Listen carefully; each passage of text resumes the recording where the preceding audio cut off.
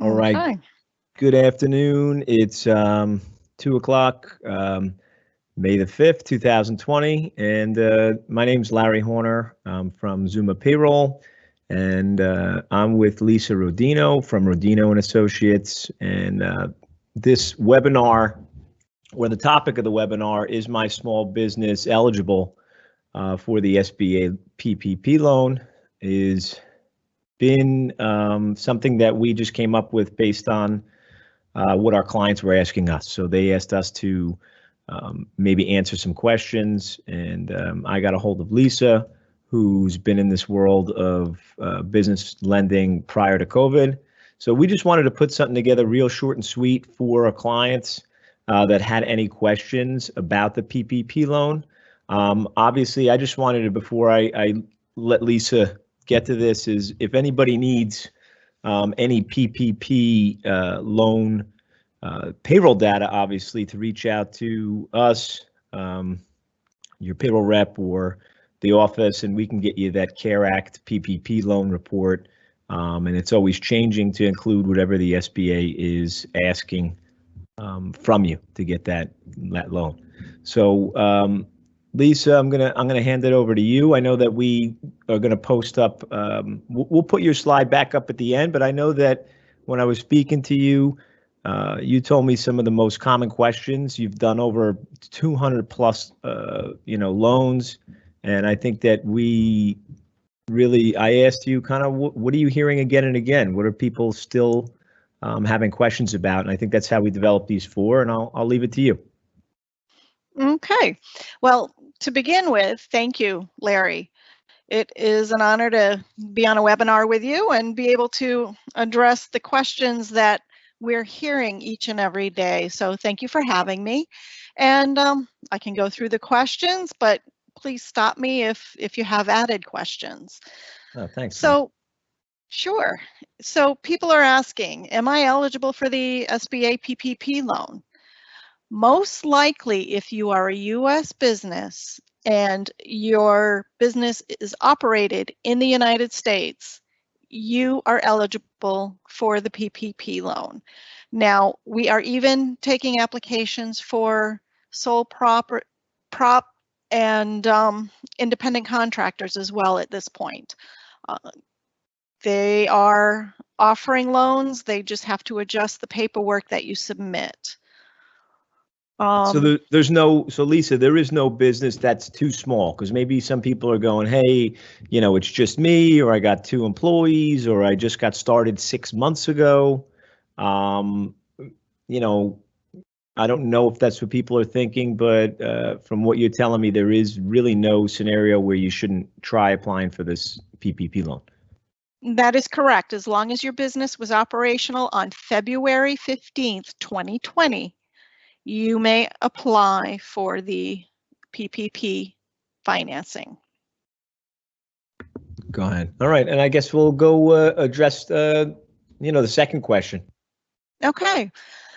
You think you applied, but your bank hasn't gotten back to you. Well, you can have a safety net out there, and we can put another application in. We are learning today that people are being offered their capital from their first time around of funding.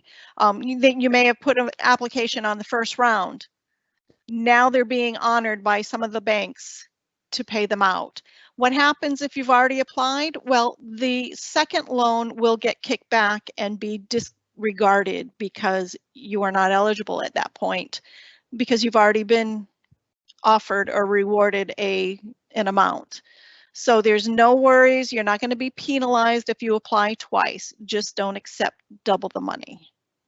Okay, so it doesn't hurt you. I mean, and it probably helps because you just have your application out in 2 places, and then, like you said, if you get accepted from the first, well, then your second one would be rejected, because I can't imagine you can get it twice. So, and I guess number 3, after I receive my loan, what are the rules on how to spend the money so I don't have to pay it back? We've been hearing, obviously, that the PPP loan, if you spend that money correctly, that it's forgivable. Is that the word, Lisa?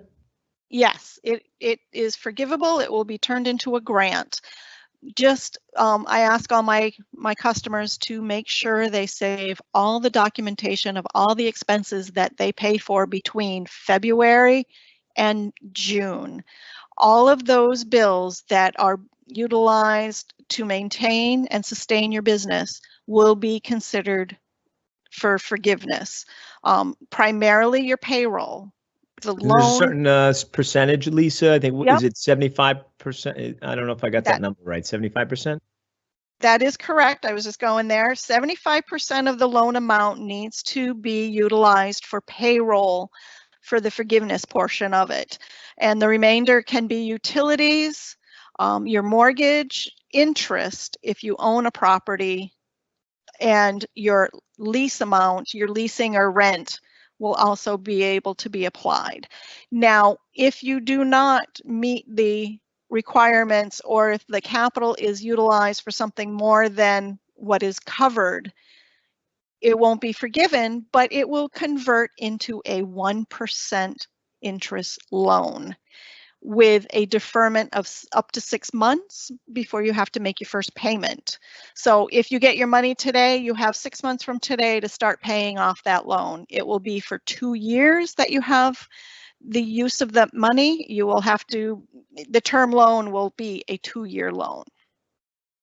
Now, Lisa, and I don't know if you know the answer to this. I know things are changing all the time, but people, some of my clients have said, "Hey, Lar, I've gotten the PPP loan, but I'll give you the scenario. Maybe it's 10 employees.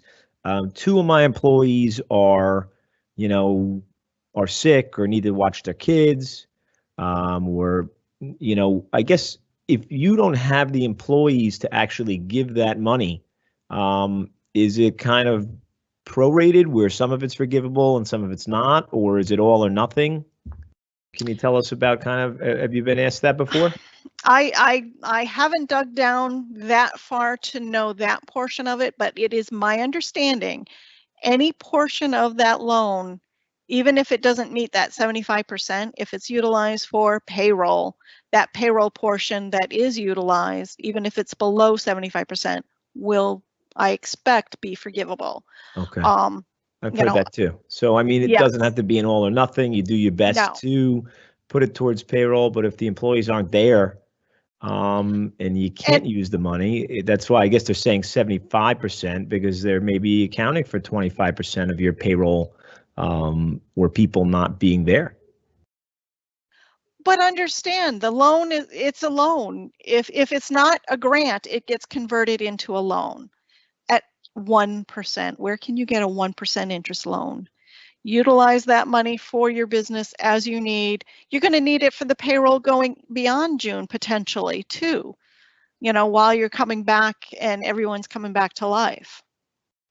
And then you mentioned June. So I think it's that money needs to be, I guess, after you received it, it needs to be spent on payroll and obviously the other expenses within those 8 weeks. For the forgiveness portion of it. Okay. So yes.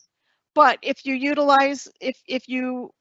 utilize the funds for something other than what is forgivable, it's going to go into a loan. Not a big deal. And if you document everything from February to June, I'm sure that money is going to get used up rather quickly and most likely be forgivable, even if your employees are furloughed. Okay. And the last question, will I be in trouble if I don't use the money for acceptable expenses? Yeah, I guess I've heard of other people say they said, hey, can I use it to pay off other debt or the higher rate? I'm sure you've heard a million questions like that. That's a good one. Yes. As long as the money is not being utilized to expand and grow your business or buy a second location, you most likely will have it be forgiven if it meets the criteria. And once again, it'll get converted into a loan. So there's no trouble there. It's just an added debt. Thank you for that. So I think the main point here is don't be worried about, I mean, listen, obviously you want it forgiven, I think that we will soon have reports for our clients to actually track that money, so you can on the back end when you receive it, you can kind of track how much of it's gone towards payroll. I'm sure there's other ways that you work with your accountant. I've heard of some people say opening up a separate bank account. Yes. But yeah, I mean, the good news is just go out there, try to get the loan. The money's still there, right, Lisa? I mean, as of today, it's still there. Yes, it is. And Larry, the best thing that the business owners can do is have a payroll service like yours. I have put in such beautiful loans because of the payroll, the clean payrolls that I have received from Zuma Payroll, and my lenders love me. They will look at my loans before anyone else's because everything is in order. Oh, you're being So thank sweet. you. So yeah, I'm sure anybody that obviously having those records and the reports that were constantly being provided, do help people. So I'm happy to hear that. So if we could just flash back, I guess, to Lisa's contact information. If anybody needs it, feel free to reach out to her, send her an email, give her a call, and she's willing to help. That was the reason for this webinar. Not really talk about, Zuma. It's really all the great people out there, the clients that are really the, kind of like small business. I guess I'd call them like warriors, huh? I mean, I feel like that they're out there fighting, and I just want to do anything, and Zuma wants to do everything, and Lisa, that we can do to help you guys out there and girls. So, yeah. And they are our workforce. I mean, the majority of all businesses throughout this U.S. that cranks the wheel every day to make this country happen are our small business owners, and we're all here to support those businesses. That's what we do. That's right, because without them, we wouldn't be around. So, I mean, I feel honored to be able to help anybody, and any of my clients out there. Yeah, we can reach out to us. So I think that's it. I just wanted to keep this short, sweet, to the point. It's for everybody else out there. We'll send a link of this recorded so you can watch it later on. And if you need Lisa and you lose the number, feel free to reach out to me. All right, Lisa, thank you so much for your time. Thank you so much. And yes, we are still accepting applications. So give us a call if you still are in need. Thank you. Thank you, Larry.